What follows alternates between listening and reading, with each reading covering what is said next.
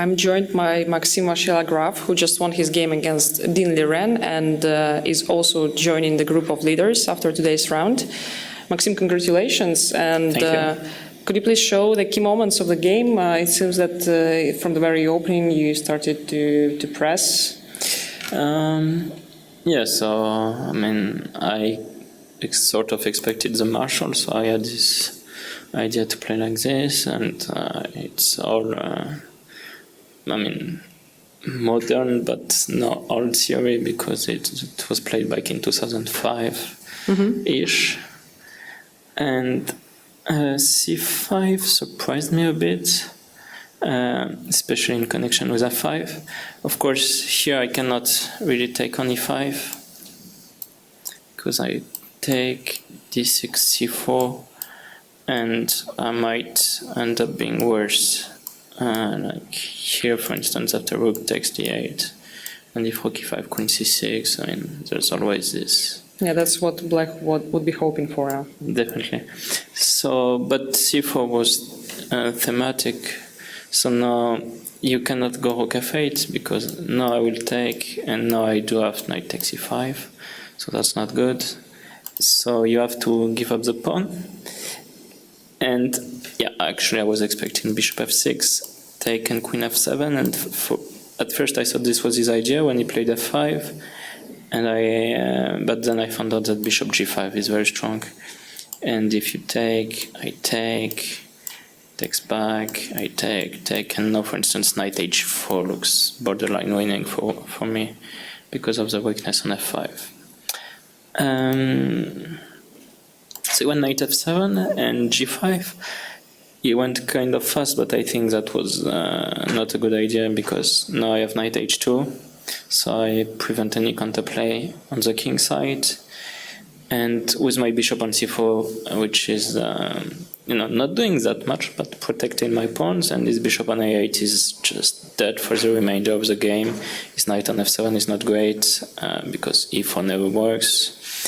And for a while I felt like I was doing good things, even though I missed f4, but then I noticed, so I was a bit concerned that he gets his knight back to f6, and that I lost a few tempi, but then I noticed, so if he takes, I mean, b4 was the idea, if he takes, queen e4, king g7, knight f3 now is very strong, so knight g4 never works, and if knight g8, knight d4 is the point of b4. Knight f6, queen f5, and same sort of things as in the game. So I went bishop b6, now queen e4, king g7, I took, same idea, if he takes with the bishop, now I start with d4 I think, and then knight f3, double attack, should be winning, especially as after knight g5 I threaten queen h7 and bishop takes f4. Yeah, this looks horrible for black. It is. For sure. So he took with a d pawn, but this is an admission that things are still terrible. So I mean, now he has some hope to get the d5 pawn, but overall he has too many weaknesses, and the pawn on b6 is very strong. I'm just not very happy with the way I converted. I mean, this maybe is the only... Queen f5 feels natural, so I didn't spend too much time there, but I missed rook d8. So but my first intention was bishop b5, and here I couldn't find a clear win, because after knight d2, for instance, it takes, knight e4, knight d8, and I couldn't find a win. I was sure it exists, but I couldn't find it. So like d6, no rook g7, rook f7, maybe rook f, oh wait, rook f7, and I don't know, it feels like it's winning, but somehow everything is hanging, yes? Yes. Yeah. I mean, I might lose my passed pawns, which is not something I want. So I went, what did I erase? No, I didn't. So I went knight d2, but here I did blunder this rook d8 move, because I thought it's resignable. And after rook d8, I had to switch my mind back and, well, first of all, realize that I didn't make any critical mistake because I still have an advantage.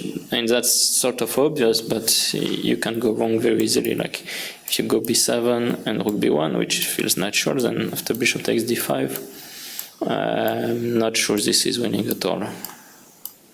Or better at all. So because f5 would also fall. And, yes, no.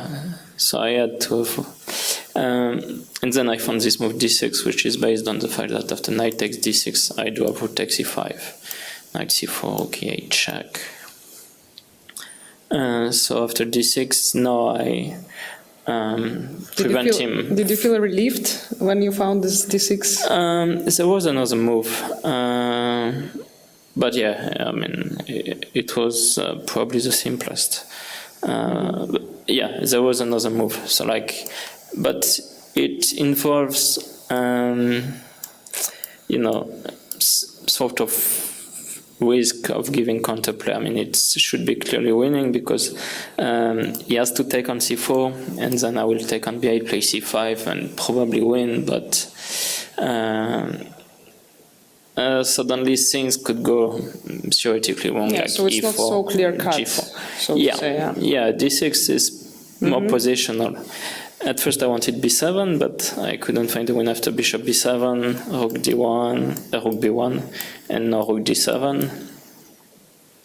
And bishop e6, rook e7, so it was still a fight. So I went rook b1 with the idea that if he goes, for instance, okay, bishop b7 is natural, then I go knight e4. And this is clear domination again, so like, I will get my bishop to d5, play b7, his bishop, or maybe not, because his bishop on yeah, d8. sure, this bishop is doing absolutely nothing. Yeah, so this must be winning. Instead he went knight d8, but no, I do have b7, so bishop b7 and no bishop a5, and I just win a piece, and with the opposite colored bishops, I mean, his king is just gonna be mated, I think. So do I understand it right that, in your opinion, this whole idea with f5 for black was the start of black's troubles? Well, I don't know exactly when black's troubles started, but yeah, basically, I mean, here at least after c4, yeah, there's no clear way to equalize. Well, Maxime, you just learned about your participation in this tournament basically 2 weeks before the start. How did you manage your tournament preparation in such circumstances? Well, I had motivated people helping me, and so far they all did a really good job. And yeah, I mean, then there's not much else to do. You're playing. At least in a way, I felt fresh with the idea that I didn't just spend 2 months studying things and maybe being worn out before the tournament starts. Right now I had not played for almost 2 months, and just feels great, especially when I consider my schedule last year. Yes, I was about to ask about this. Last year you had, especially the second part of the year, you had really busy schedule, and you told in other interviews that you almost was never home. So in general, for you, what is better, to have fresh head and not play for quite some time, or to play constantly and this way, to be always in the game? Yeah, I mean, in a way, when you play constantly, you don't have to, retrain your brain to play chess. But once in a while, a decent break is very welcome. And yeah, I just add that, and luckily I managed to arrive in decent shape. My first 2 games are pretty good, so I feel like it's almost like I did not have this break, at least in terms of getting into the tournament.